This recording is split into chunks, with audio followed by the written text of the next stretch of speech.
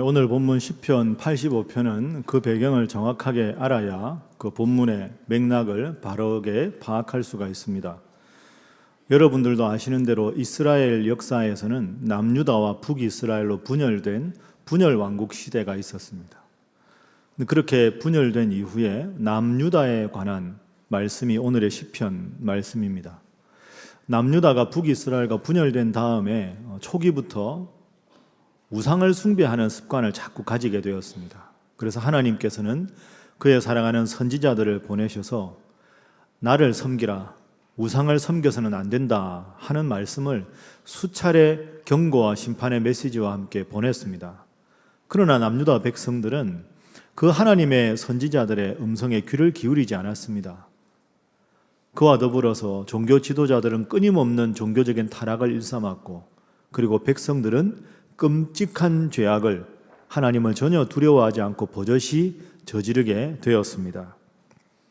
그래서 계속된 하나님의 심판과 경고를 무시한 대가로 기원전 586년에 남유다는 바벨론에게 멸망을 당하게 되었습니다. 그리고 멸망을 당한 다음에 남유다의 많은 백성들, 특별히 앞으로 남유다의 미래를 책임져야 되는 수많은 젊은 엘리트 청년들이 포로로 바벨론으로 잡혀갔습니다. 여러분, 나라를 잃고 이방 나라에 포로로 잡혀가서 비참한 노예 생활을 하는 그 광경을 한번 상상해 보십시오. 얼마나 힘들고 어려웠겠습니까? 그리고 얼마나 마음에 후회가 많았겠습니까? 우리가 하나님의 음성을 들었어야 하는데, 하나님만 섬겼어야 하는데, 그러면서 잠깐의 여유가 생길 때마다 하나님 중심으로 살지 못한 것에 대한 죄책감과, 그리고 먼 고향 예루살렘과 예루살렘 성전과 남유다 땅에 대한 그리움이 사무치고 있었습니다. 사랑의 하나님은 그들을 그냥 내버려 두지 않으셨습니다.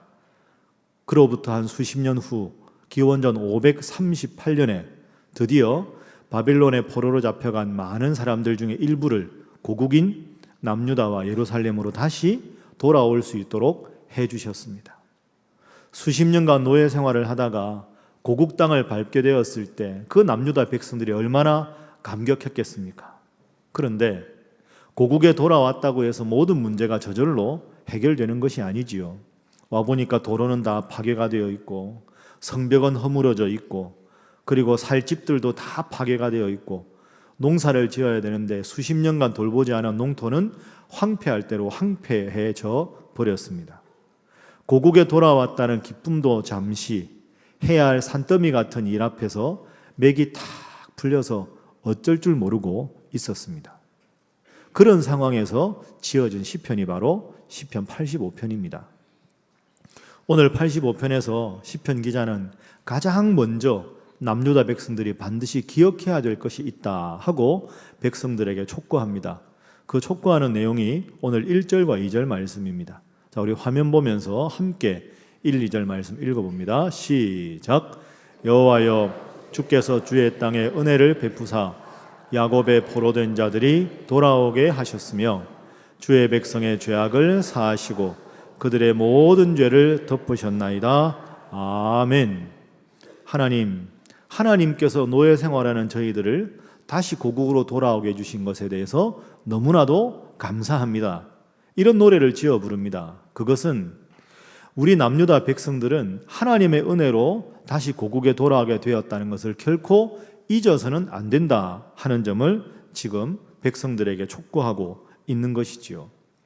그래서 오늘 시편의 저자는 이들이 감격하면서도 앞으로 조국의 재건을 위해서 험한 길을 걸어야 하는데, 도로도 쌓고 집도 새로 짓고 농토도 새로 일구어야 하지만 그 모든 것보다 가장 먼저 할 일은 하나님의 은혜를 기억하고 하나님의 말씀에 귀를 기울이고 하나님의 말씀대로 살아가는 일이다, 이렇게 권고하고 있습니다. 그 권고가 바로 8절 말씀입니다. 제가 8절 말씀 한번 읽어보겠습니다. 내가 하나님 여호와께서 하실 말씀을 들으리니 무릇 그의 백성 그의 성도들에게 화평을 말씀하실 것이라. 그들은 다시 어리석은 대로 돌아가지 말지로다. 우상을 섬기는 어리석은 대로 돌아가지 말고 하나님 말씀을 잘 듣고 그 말씀대로 살아가는 것이 그 무엇보다 우리가 돌아온 고국에서 해야 될 가장 중요한 일이다. 이렇게 지금 시편 기자가 말하고 있습니다. 그리고 이 8절 9절을 좀 더 구체적으로 펼쳐서 백성들에게 권고하는 내용이 오늘 저와 여러분이 함께 읽었던 10절부터 13절까지의 내용입니다.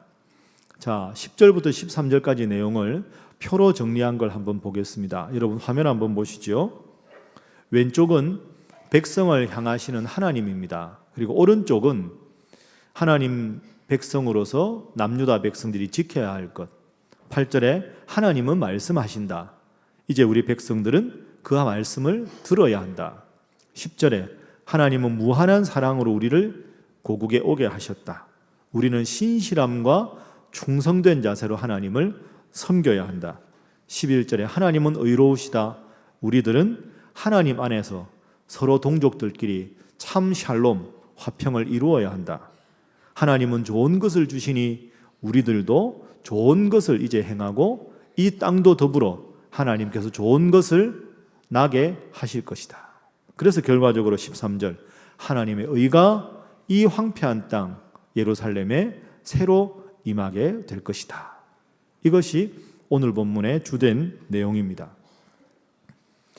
그런데 여러분, 제가 지금 말씀드린 이 본문의 이 내용이 오늘 우리에게도 사실은 그대로 적용이 됩니다.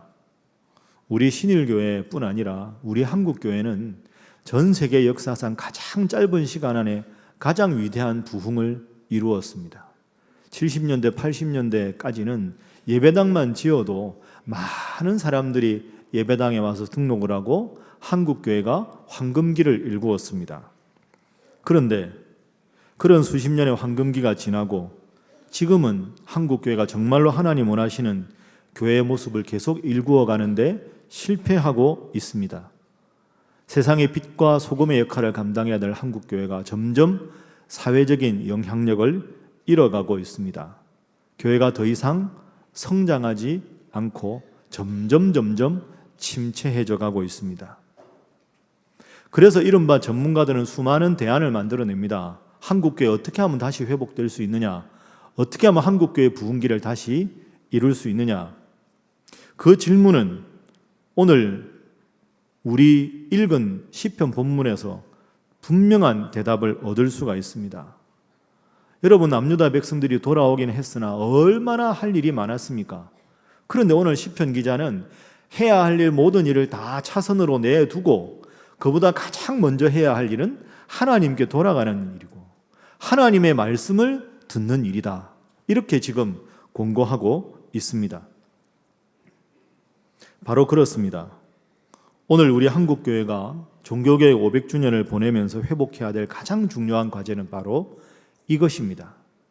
여러 프로그램과 대안을 말하기 전에 하나님께로 돌아가는 것, 하나님의 말씀으로 돌아가는 것, 그것이 우리가 해야 할 가장 우선순위가 되어야 할 줄로 믿습니다. 개혁의 대상이 누굴까요? 여러분, 개혁의 제1차 대상은 나다 하는 것을 우리 스스로가 느낄 수 있어야 합니다. 내가 하나님 앞에 바로 선 만큼, 내가 하나님의 말씀 앞에 바로 선 만큼 가정이 개혁되고 교회가 개혁되는 것입니다. 한국교회가 개혁된 만큼 한국 사회가 밝아지는 것이지요. 어떻게 하면 한국 교회가 개혁될 수 있을까요? 교회 구성원인 내가 바뀌는 만큼 신일교회가 바뀌고 신일교회가 달라지는 만큼 한국교회가 바뀌고 한국교회가 바뀌는 만큼 한국사회가 바뀌는 것이죠. 진정한 개혁은 나로부터 시작된다. 이것을 우리가 꼭 기억해야 합니다. 여러분, 그래서 다시 위의 표를 한번 보시죠. 앞서 보여드린 표의 오른쪽이 우리의 반응 아닙니까? 제일 8절에 보는 대로 우리가 해야 할 일은 하나님의 말씀을 듣는 사람이 되어야 하고 하나님의 말씀에 신실하고 충성하게 응답해야 하고 11절 하나님의 평화를 이루어야 하고 12절 하나님 앞에서 선한 일을 도모해야 하고 그래서 하나님의 의가 이 땅에 이루어지도록 해야 합니다. 우리가 주기도문 외울 때마다 뜻이 하늘에서 이룬 것처럼 땅에서도 이루어지게 해 주십시오 하는 기도가 바로 이런 의미입니다. 그런데 오늘 지금 우리 한국교회 현실은 어떻습니까? 참으로 가슴 아픈 소식을 우리는 최근에 접하고 있습니다. 여러분 다 아시는 대로 우리 교단에서 가장 큰 규모를 자랑하는 교회가 노회에서 힘의 논리와 덕스럽지 못한 방법으로 아들 목사님에게 세습을 결정하였습니다. 2013년도 바로 그 교회에서 교단 총회로 모여서 교단에서는 세습 금지법을 결정했는데 바로 그 해당 교회가 총회장을 역임하셨던 바로 그 목사님이 아들 목사님에게 세습을 하도록 교회가 결정하고 노회가 부당한 방법으로 이에 동조하였습니다. 너무나도 안타깝고 또 부적절한 일입니다. 이 세습으로 한국교회 전체가 받는 비난과 수많은 성도들, 특별히 수많은 젊은이들이 교회를 떠나가는 것이 더 가속화될 것이고 믿지 않는 자들을 향한 전도의 문이 더더욱 닫힐 것이 분명합니다. 참으로 안타까운 일입니다. 이 일을 두고 많은 분들, 특별히 그 세습을 결정한 교회에서는 이런 이야기를 합니다. 남의 교회 신경 쓰지 마세요. 왜 남의 교회 일에 간섭합니까? 여러분, 아닙니다. 어떻게 교회가 나의 교회가 있고 남의 교회가 있습니까? 제가 세습에 관해서는 작년에 한번 설교를 했기 때문에 이 시간에는 이번 사태를 두고 글을 쓰신 현직 신학대학 교수님의 짧은 글 한 편 여러분을 위해서 인용하겠습니다. 제목은 남의 교회는 없다입니다. 성경과 교회의 전통에 의하면 세상의 모든 교회는 하나입니다. 하나의 거룩한 보편적 사도적 교회라는 고백은 세계의 교회들이 공유하는 굳건한 원리입니다. 사도 바울은 몸이 하나요 성령이 하나이니 이와 같이 너희가 부르심의 한 소망 안에서 부르심을 입었느니라. 주도 하나이요 믿음도 하나이요 세례도 하나이요 라고 말합니다. 남의 교회는 없습니다. 특히나 장로교회는 전체 교회 하나됨과 각 지역 회중의 자율성의 조화를 소중히 여기는 정치제도를 택하고 있습니다. 목회자 선정은 지역 회중의 의사를 존중하되 그 결정은 노회에서만 할 수 있습니다. 그래서 남의 교회 이래라는 말은 장로교에서는 불가능합니다. 그 교회 문제로 온 교회 많은 성도들이 아파하고 있는 것이 그 증거입니다. 가족도 그렇지 않습니까? 평소에 서로 어디에 있는지도 잘 모르다가 누군가 아프면 온 신경이 거기에 쓰이는 것이 가족입니다. 그제서야 내가 혼자가 아니라 가족의 일원임을 깨닫게 되지요. 교회도 마찬가지입니다. 지금 그 교회는 많이 아픈 상태입니다. 아픈 회중을 위해 우리는 지금 기도해야 합니다. 주께서 저들을 긍휼히 여겨 주시기를. 지난 8월 말에 우리 교회에 오셔서 은혜로운 집회를 인도해 주신 목사님께서 페이스북에 또 이 세습 문제에 대해서 쓰신 글이 있습니다. 부분적으로 잠시 인용해 보겠습니다. 아들이 후임 목사가 되어야만 안정적인 교회가 된다고 생각하는 교회가 뜻밖의 많다. 그렇게 보인다. 그러나 그 자체가 심각한 문제라는 것을 사람들은 잘 모른다. 아들이 물려받아야만 교회가 안정적이게 되었다는 자체가 문제다. 교회의 중심이 하나님이지 않고 어느 특정한 슈퍼스타 목사에게로 옮겨갔다는 것을 의미하기 때문이다. 세습은 교회의 사유화를 의미한다. 교회의 주인이 하나님이 아니라 목사가 되었다는 것을 의미한다. 그 교회는 아무리 커도 모래 위에 세운 교회와 같다. 절대로 반석 위에 세운 교회가 될 수 없다. 세습을 교인의 기본 권리라고 주장하는 사람들이 있고 제법 설득력도 있어 보인다. 그러나 세습은 교회의 사유화를 의미하고 그것은 하나님이 주인 되심을 거부하는 교회의 원죄가 되는 것이다. 사랑하는 신일의 성도 여러분, 그런데 우리가 이런 안타까운 소식을 들을 때마다 깊이 생각할 점이 있습니다. 우리는 교회 담임 목사직 세습에 관한 문제이든 다른 교회의 어떤 문제를 바라볼 때 기억해야 할 것이 있는데 그것은 이런 문제를 그 교회에 대한 비아냥이나 인신공격의 톤으로 풀어가서는 안 된다는 겁니다. 남의 교회라고 무책임하게 비난할 것이 아니라 형제교회로 자매교회로 함께 기도하고 아파할 수 있어야 합니다. 그러면 이런 안타까운 소식을 들으면서 우리는 10월 말 지난 주일에 종교개혁 500주년 기념일을 보냈습니다. 한편으로는 종교개혁 500주년의 개혁을 이야기하고 한편으로는 교계에 매우 안타까운 소식을 전해 듣고 있습니다. 그럼 이제 우리 신일교회는 어떻게 해야 할까요?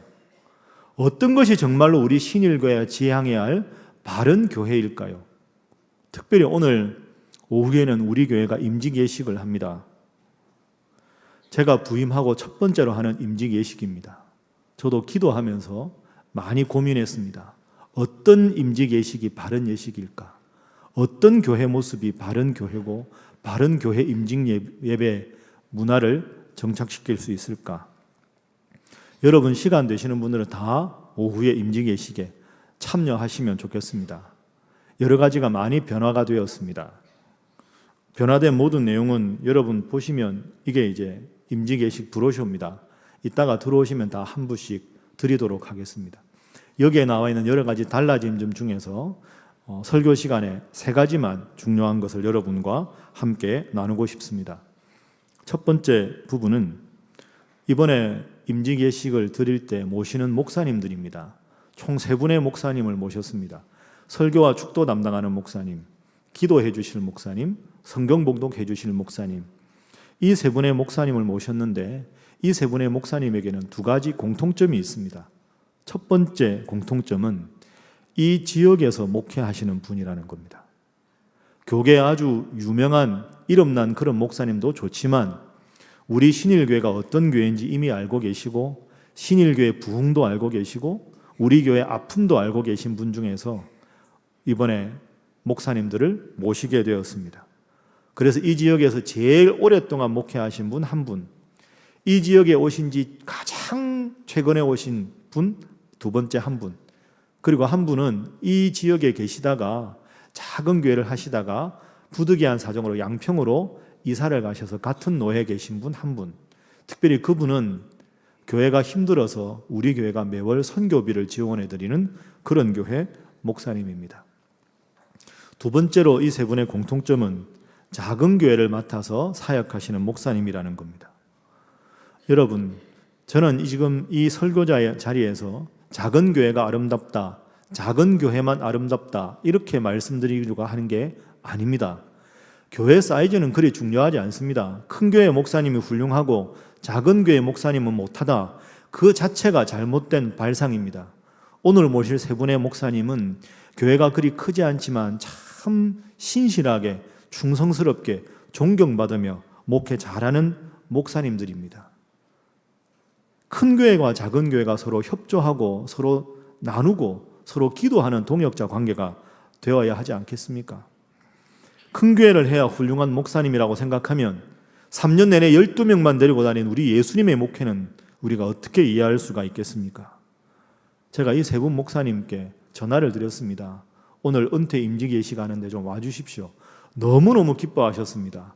이야, 신일교회 같은 큰 교회가 우리 작은 교회 목사를 부르니 더 열심히 기도하고 참석하겠노라고 너무너무 기뻐하셨습니다. 여러분들도 오늘 오실 목사님들을 위해서 열심히 앞으로도 기도해 주시기 바랍니다. 두 번째로 우리가 임직예식을 하며 생각할 것은 항존직과 종신제의 구분입니다. 이거 비슷하지만 우리가 구분해야 합니다. 임직식이라고 할 때 임직이라는 말은 직무를 맡게 된다 하는 뜻이지요. 그 직무를 영원히 항상 오랫동안 맡는 직분, 그래서 항존직은 장로교회에서는 목사, 장로, 안수집사, 권사가 있습니다. 그런데 항존직과 종신제는 구분해야 합니다. 자, 화면 한번 보시죠. 항존직이라는 말은 교회가 존재하는 한 항상 존재해야 하는 직분이라는 뜻입니다. 교회가 항상 존재하려면 목사, 장로, 안수집사, 권사는 항상 존재해야 되는 직분이라는 거죠. 항존자가 아니라 항존직입니다. 직분의 항존성입니다. 그런데 종신제라는 말이 있죠. 우리가 아는 이것은 직분받은 자의 종신성입니다. 직분받은 자가 특별한 문제가 없으면 평생 동안 그 직분을 누린다 하는 것을 우리는 항존직 구분해서 종신제 이렇게 말합니다. 다시 말씀드립니다. 맡겨진 직분에 대한 항존을 뜻하는 것이지 그것이 곧 직분을 맡은 그 사람의 종신성과 동의어는 아닙니다. 그래서 여러분, 오늘 91분이 안수집사 권사가 되는데 이분들이 얻는 직분은 결코 기득권이나 서열이 아닙니다. 섬기라고 하나님께서 주신 직분입니다. 그래서 여러분, 오늘 직분 받으시는 분들한테 여러분 뭐라고 인사하시겠습니까?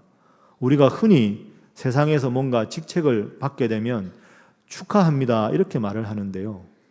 교회 직분은 축하합니다가 틀린 건 아니지만 더 좋은 인사가 있습니다. 오늘은 꼭 이렇게 인사하시죠. 축하합니다 대신에 잘 섬겨주십시오. 함께 기도하겠습니다. 한번 따라 하시죠. 잘 섬겨주세요. 함께 기도하겠습니다. 여러분, 이제 점심 먹고 나면 임직 예정자들 많이 만나실 텐데 이렇게 인사하십시오. 잘 섬겨주십시오. 함께 기도하겠습니다. 그리고 오늘 은퇴하시는 분들 잘 섬겨주셔서 고맙습니다. 앞으로도 함께 교회를 위해서 기도합시다. 이게 맞는 거지요. 그래서 오늘은 이 임직자들을 위해서 교회가 준비한 선물이 그렇게 화려하지 않습니다. 두 가지를 준비했는데요. 하나는 수건입니다. 수건은 여러분들도 다 드립니다.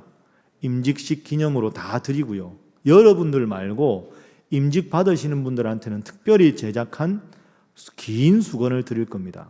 180cm가 되는 긴 수건인데요. 세족 수건입니다. 오늘은 임직 받으시는 분들을 대표해서 앞에 나와서 세족식을 할 겁니다. 교회를 잘 섬기고 성도들을 잘 섬기는 직분자가 되게 해 주십시오. 우리 장로님들 중에 두 분이 세족식을 해 주실 겁니다. 그리고 세족식이 끝난 다음에 닦아드리는 그 수건, 그 세족 수건을 오늘 임직 받으시는 분들에게 선물로 드립니다.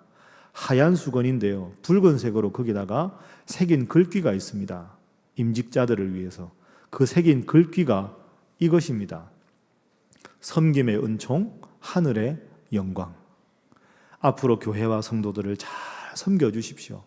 그래서 하늘의 은총을 기억하면서 충성을 다해 주십시오. 이게 드리는 첫 번째 선물입니다.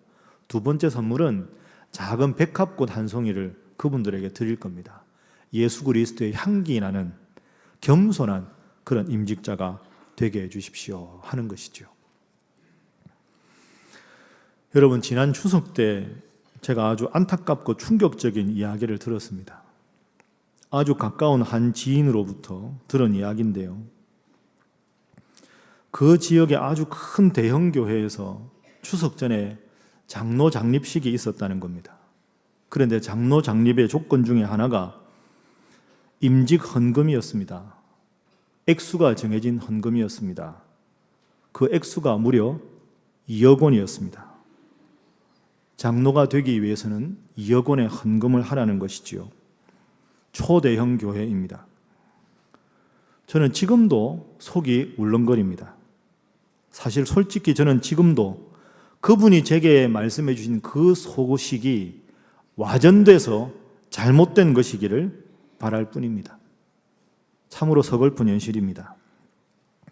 여러분, 임직자가 그 직분을 주신 하나님 앞에 자발적으로 헌금을 드리는 일은 정말로 소중하고 감사할 일입니다. 그런 감사의 마음조차 없이 직분을 받는다는 것도 큰 문제입니다. 그런데 중요한 것은 헌금은 하나님께서 주신 자발적인 헌신의 마음으로 드려야 합니다.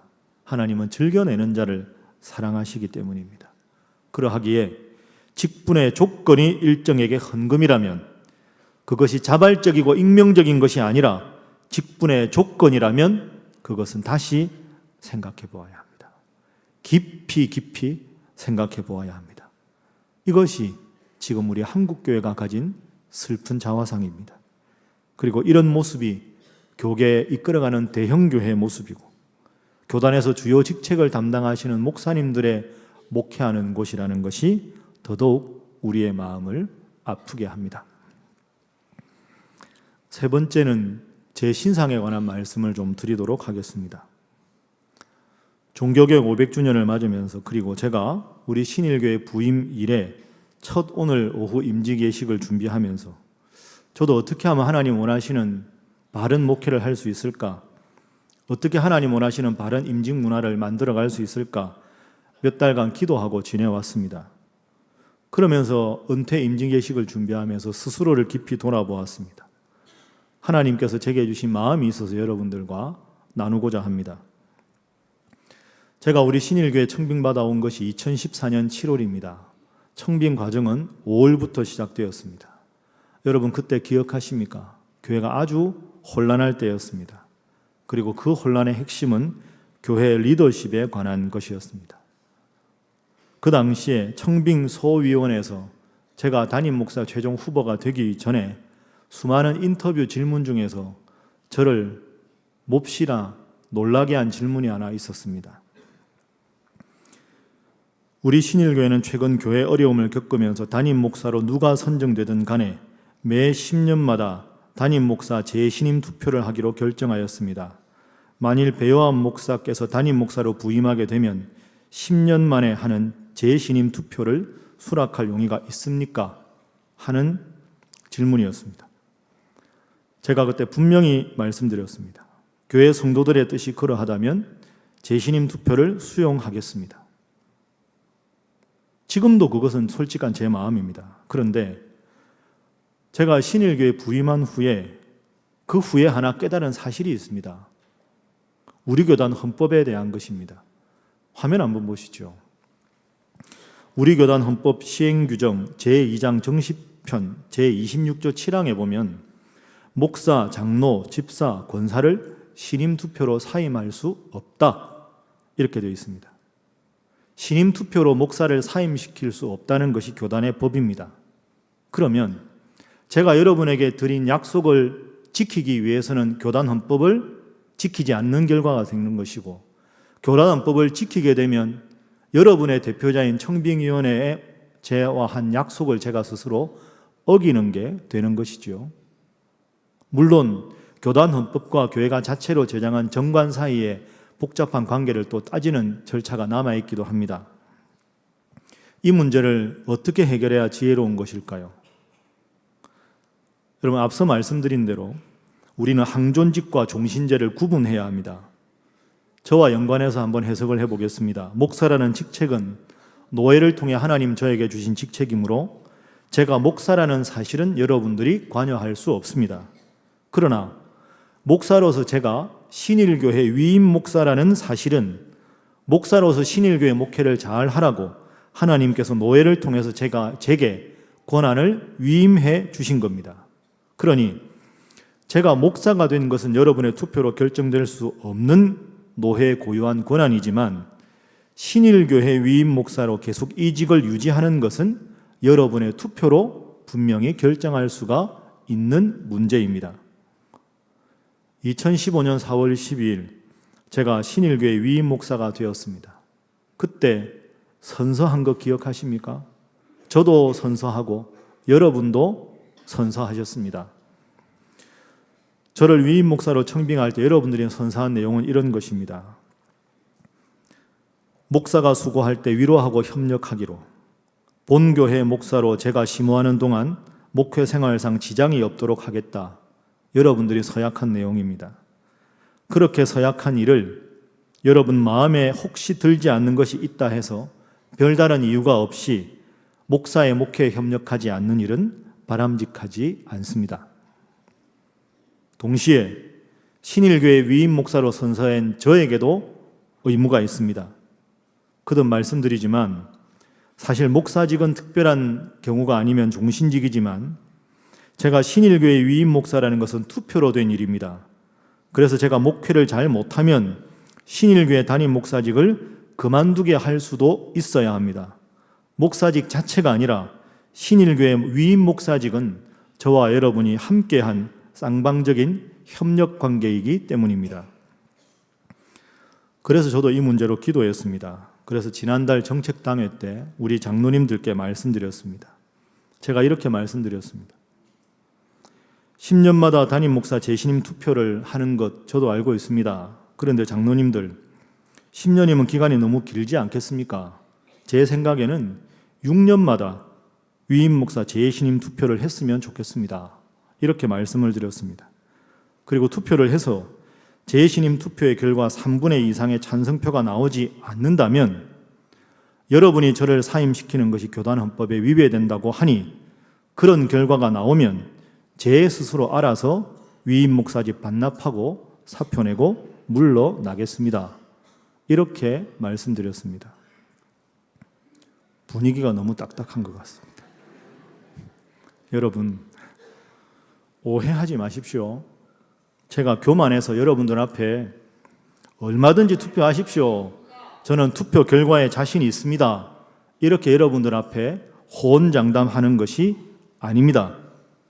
하나님께서 여러분들을 통해서 저를 위임 목사로 정해주셨는데 담임 목사가 매일 교회 출근하고 매주 설교하면서 하나님의 백성들인 교회 성도들의 3분의 1 이상이 담임 목사를 외면한다면, 계속 심으를 원하는 분들이 3분의 2가 안 된다면 여러분들의 기대에 맞는 위임 목사로 사역해야 하는데 여러분들이 거기에 부족하다고 판단한다면 하나님과 성도들 앞에 깨끗이 물러나는 것, 그것이 바른 목사의 태도라고 생각하기 때문입니다.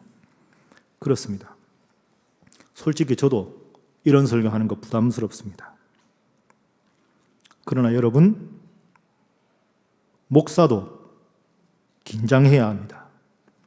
목사도 초심을 잃지 않아야 합니다. 더욱 하나님을 두려워하고 성도들을 잘 섬기도록 스스로 기득권을 버리고 겸손해져야 합니다. 이를 위한 제 작은 몸부림이 바로 신임 투표에 대한 것입니다. 그리고 제가 변하지 않는다면 여러분도 저의 목회를 잘 도와주시고 기도하셔야 합니다. 이렇게 서로에 대한 의무와 배려에 충실할 때 이런 교회가 건강한 교회이고, 저는 이것이 교권이 땅에 떨어진 이 시대에 목회하는 목사와 성도로서 하나님 앞에 서로에 대한 최소한의 예의라고 생각합니다. 사랑하는 신일의 성도 여러분, 요즘 참 이런 말 많이 듣습니다. 교회가 답이 없다. 교회가 답이 없다. 자주 섞인 안타까운 말이지요. 그렇습니다. 사실 교회는 너무나도 소중한 하나님 교회지만 현존하는 교회는 답이 아닙니다. 답은 오직 하나님과 하나님의 말씀에만 있을 뿐이고, 현존하는 교회는 그 해답을 추구하는 도상에 있을 뿐입니다. 성경 절대주의는 그래서 맞는 것이지만 교회 절대주의는 틀린 것입니다. 마르틴 루터가 500년 전에 그렇게 목숨 걸고 싸웠던 이슈가 바로 이것입니다. 다시 한번 말씀드립니다. 주님께는 답이 있는데 죄인들이 모인 교회는 사실 답이 없습니다. 그래서 교회는 갈등도 있고 다툼도 있고 상처도 있습니다. 교회는 완전체가 아니라 주님을 닮아 보다 건강하게 답을 추구하는 문제 많은 기관이기도 하기 때문입니다. 종교개혁 500주년을 맞으면서 오늘 오후 예배 임직예식을 거행하면서 우리는 다시 한번 기억해야 합니다. 교회 성장의 시대는 갔습니다. 지금은 교회의 성숙과 교회다움을 추구하는 시대입니다. 그래서 우리는 끊임없이 교회다움이 무엇인가를 물어야 합니다. 나에게와 우리에게는 희망과 소망이 없음을 인식하고 오늘도 계속해서 하나님을 바라보아야 합니다. 그리고 교회는 오직 성경으로 돌아가야 합니다. 오직 하나님께로만 돌아가야 합니다. 하나님만이 우리의 해답이시고 우리 교회의 해답이시기 때문입니다. 시편 기자는 오늘 본문에서 다음과 같이 노래합니다. 인애와 진리가 같이 만나고 의와 화평이 서로 입맞추었으며 진리는 땅에서 솟아나고 의는 하늘에서 굽어보도다. 여호와께서 좋은 것을 주시리니 우리 땅이 우리 신일교회가 그 산물을 내리로다. 아멘. 우리 신일교회가 이런 교회가 되고 여러분이 이런 성도가 될 수 있기를 주님 이름으로 부탁합니다. 기도하겠습니다. 사랑의 하나님, 종교개혁 500주년을 보내며 개혁의 대상이 멀리 있는 것이 아니라 바로 내가 개혁되어야 하고 우리 신일교회가 바로 서는 것이 개혁의 출발점임을 깨닫게 해주시니 감사합니다. 오직 변함없는 이 하나님의 말씀에 삶의 기준을 두게 하여 주옵소서. 우리 신일교회가 늘 하나님 말씀 위에 이 반석 위에 선 바른 교회 되게 하여 주옵소서. 하나님, 우리 신일의 모든 성도들에게 남을 정죄하기 전에 스스로를 바라볼 수 있는 겸손의 마음 주시고 잃어버린 신앙의 열정을 회복하게 하시며 직분과 신앙의 연수가 아니라 예수 사랑의 정신과 행함 있는 실천으로 주님 앞에 인정받는 성도, 인정받는 교회 되게 하여 주옵소서. 예수님의 이름으로 기도하옵나이다. 아멘.